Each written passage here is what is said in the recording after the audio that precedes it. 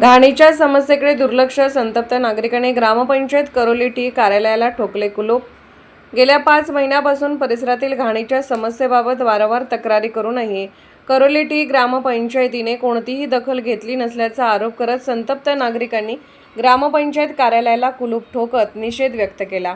संबंधित ठिकाणी साचलेली घाण, अस्वच्छता आणि त्यामुळे निर्माण होणाऱ्या आरोग्यविषयक धोक्याबाबत ग्रामपंचायतीकडे अनेक वेळा लेखी व तोंडी तक्रारी करण्यात आल्या होत्या, मात्र त्यावर कोणतीही ठोस कारवाई करण्यात आलेली नसल्याने नागरिकांमध्ये तीव्र नाराजी निर्माण झाली आहे। ग्रामपंचायत नागरिकांच्या मूलभूत समस्या सोडवू शकत नसेल तर अशा ग्रामपंचायतीचा काय उपयोग, असा सवाल आंदोलकांनी उपस्थित केला। जोपर्यंत संबंधित ठिकाणची घाण पूर्णपणे साफ केली जात नाही आणि समस्येचे निराकरण होत नाही तोपर्यंत ग्रामपंचायत कार्यालयावरील कुलूप काढणार नसल्याचा इशाराही नागरिकांनी दिला। यावेळी ग्रामपंचायतीच्या कारभाराचा जाहीर निषेध करण्यात आला।